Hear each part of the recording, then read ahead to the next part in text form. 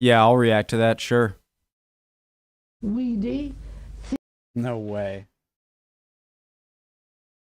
I was a very weedy, thin, skinny, anemic child, and always what the boys called a grizzle guts. And then that went on until I was, it's called a grizzle, thin, skinny, anemic child, and always what the boys called a grizzle guts. And then that went on until I was near 17. Grizzle gut? And then one day my brother said to me, why don't you go and get something to do, not go mooning about the place?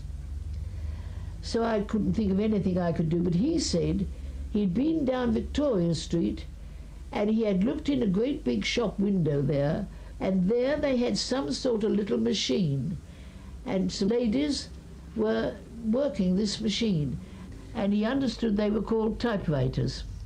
And he said if I went round there and found out, see what they were doing, because it said in the window, students taken.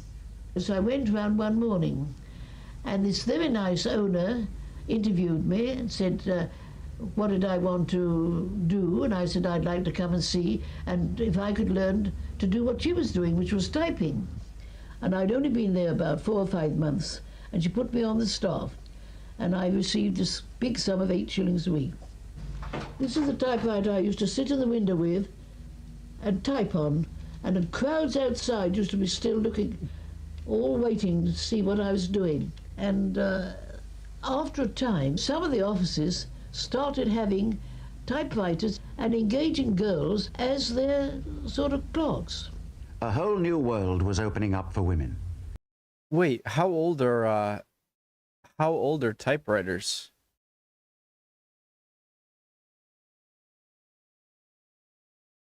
No, just type in typewriter. Look for Wikipedia. The first commercial typewriter, 1874.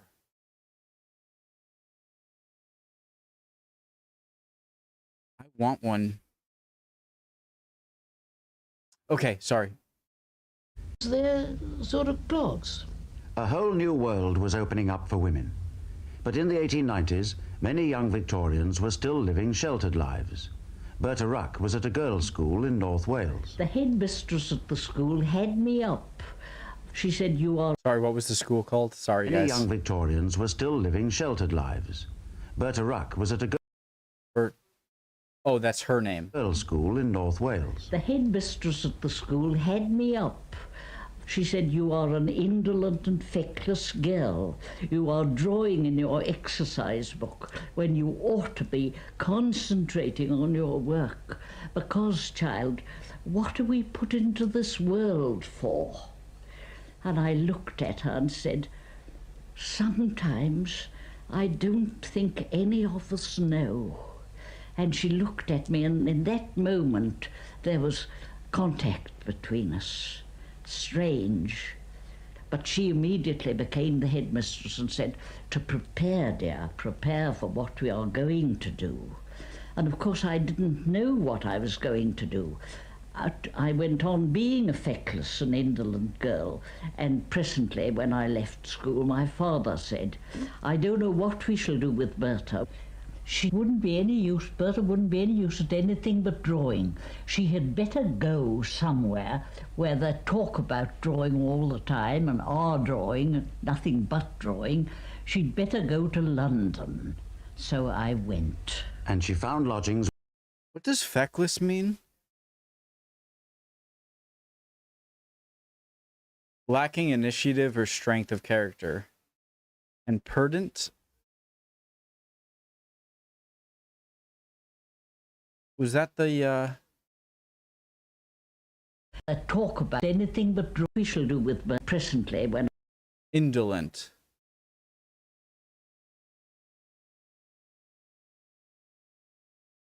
So lazy and without ambition? Okay, that describes me. I left school, my father said, I don't know what we shall do with Berta. She wouldn't be any use, Berta wouldn't be any use at anything but drawing. She had better go somewhere where they talk about drawing all the time and are drawing, nothing but drawing. She'd better go to London. So I went. And she found lodgings with an aunt in Lambeth. She went to the School of Art there, and later to the Slade. This was the London she found. Mud everywhere. Of course, hansom cabs slurring through the mud, and where there wasn't mud, there was fog, and in between was us enjoying ourselves. But I do remember the... When were dirt or gravel laden streets replaced with the sort of concrete pavement we know today?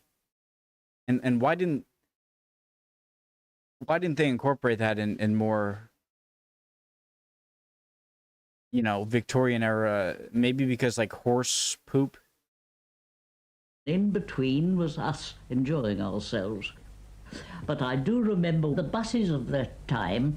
The great thing was to get in front by the driver, where you had a lovely view on the street and everything as you went by. Everybody wore hats, of course. Over their profuse underclothes, which was still the go, they wore long skirts and had to be held up out of the mud. But of course, we spent hours, when I think of the hours we spent brushing our skirts.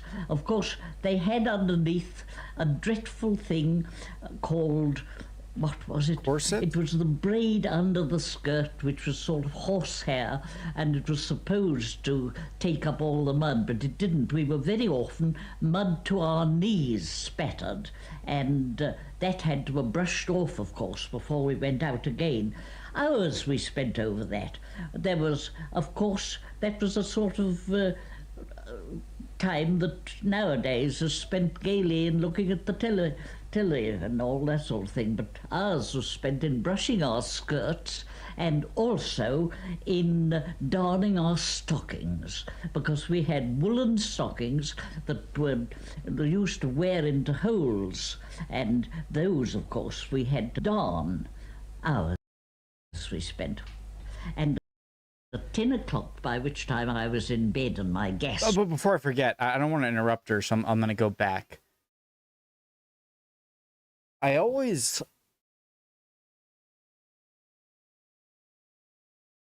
like, sometimes I ask my dad, or my dad and mom, like, I'd ask them, like, what did you do for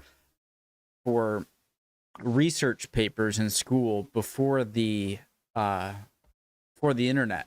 And of course, you have to go to the library, find encyclopedias, and look and find it, and then find more source material on it. Which makes sense. It's just such a foreign thing to me.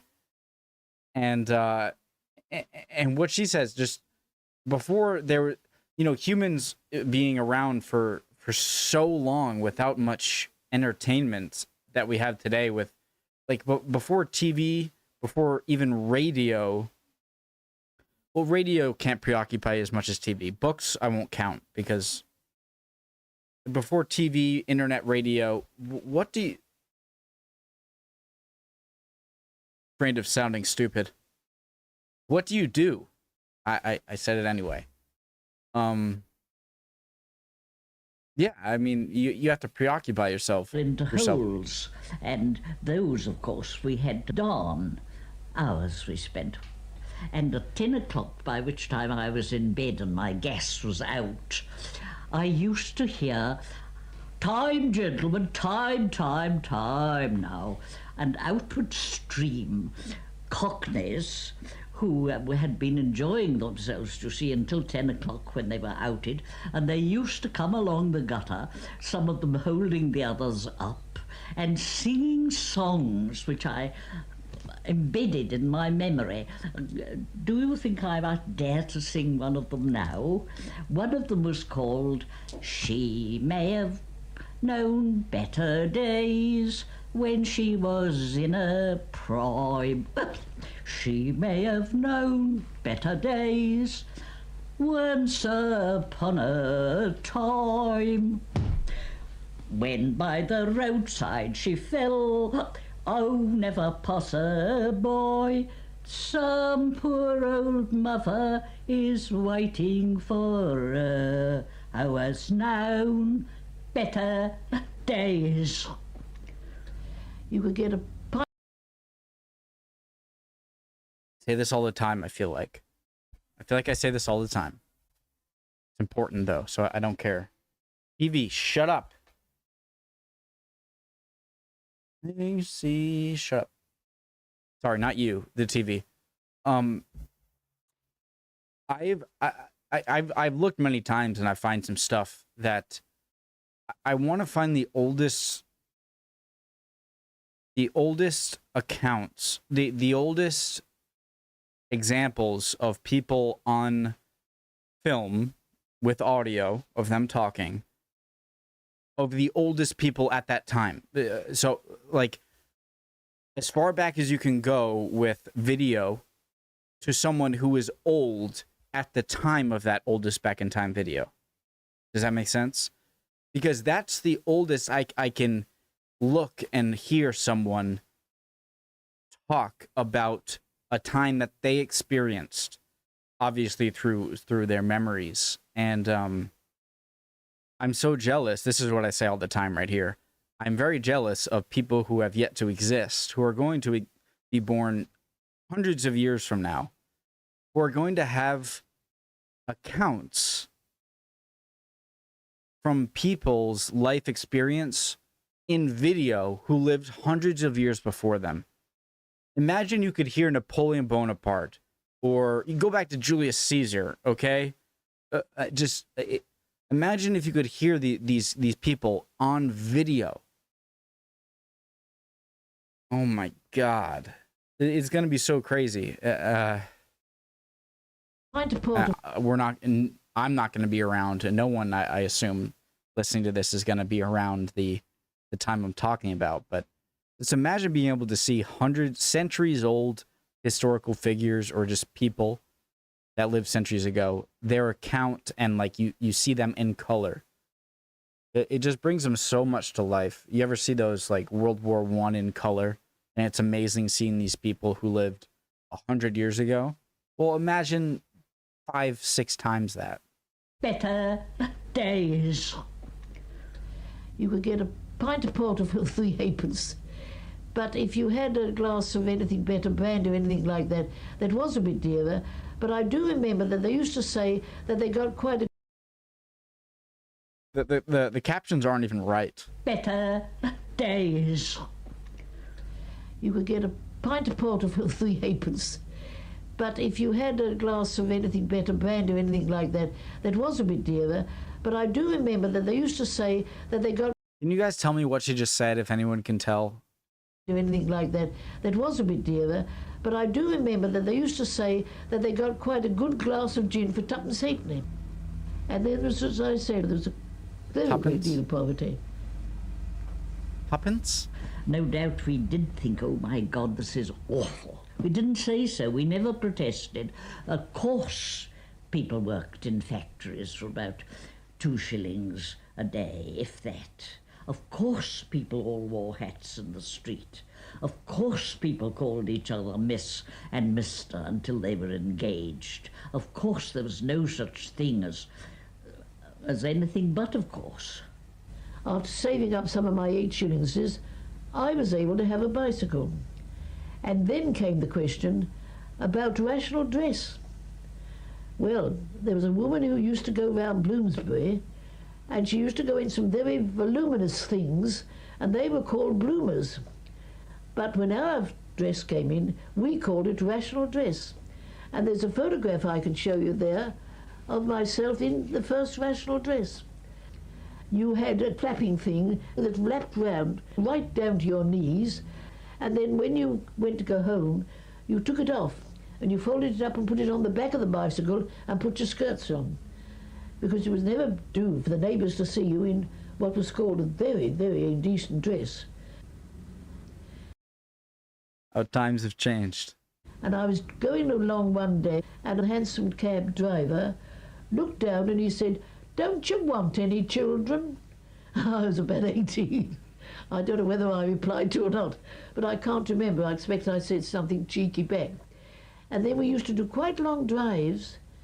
We had cushioned tyres in those days, and no freewheeling or anything like that. And we'd go down a Saturday afternoon, some of us, down to as far as Brighton or to Worthing and come back the next day. Well, we'd been cycling I can see your knees, you frickin'. to Worthing and come back the next day. Well, we'd been cycling one Saturday afternoon, and as we came back over Barnes Common, there were about 8 of us left coming back that way, and the roadway was all up, so we went onto the pathway on our bicycles, and they all got through, but I was young and I was right behind, and the policeman stepped right out of this sideway, and I went right into his arms. So about 5 of them came back, and he took all our names and addresses, and I gave my address as the office and not my home address, and we all had summonses. And then one day we were all told to come up to Barnes Court, police court, and there were about 3 or 4 men sitting on the magistrates' benches and asking all sorts of things. And so one old man near the end got up and he put his hand up like, and he said, "Were the ladies on horseback?" So the clerk of the court said, "No, sir, on bicycles." "Oh," he said, very disgusted. And we were all fined 5 shillings each. Well, I hadn't got 5 shillings. What is the difference? You, in both a horse, even if I'm like taking my assumptions back to that time and I'm a man in 1892, both a horse and a bike, you have to. So what's the difference? And we were all I'm sorry, no. Not allowed. I'm supposed to be a man from back then. Jail. 5 shillings. "Oh," he said, very disgusted. And we were all fined 5 shillings each. Well, I hadn't got 5 shillings. 5 shillings? Those days, and they paid my fine for me. And we all came away, and that's all I ever heard about it. But it was a very amusing story, and I remembered it all my life, the way he said, "Ooh." It's weird how I always get very giddy. I can't help it. I love watching old videos of old people or just old videos. Whether it's like 1980s commercials or stories from the 1890s. I love it. I love learning how people are the same no matter when you're born, whether you're born in 1890 or 1870 or 1970 or 2022. People are the same. It's just how we are shaped by the place we grow up in, the environment we grow up in, and I just get to see the greatest extent of that by watching old videos of old people. I am jealous, and yet at least I get to, like, part of me is jealous, but part of me does say, at least you were born in a time where you get to experience video of people 100 years ago, or who experienced things 130 years ago, like here. Yeah, I hope this gets to be uploaded, guys. I can never tell with BBC stuff if it's going to get copyrighted or not. It's kind of a crapshoot. That's the right term. Yeah, I'm in a kind of a good video watching mood right now, so I think I'm going to watch a few more videos. Love y'all. Hope you guys are doing well. I'd appreciate any and all comments, and if you'd subscribe, it means a lot to me, and join me in watching more of these videos. I'll see you guys next time, all right? Bye, guys.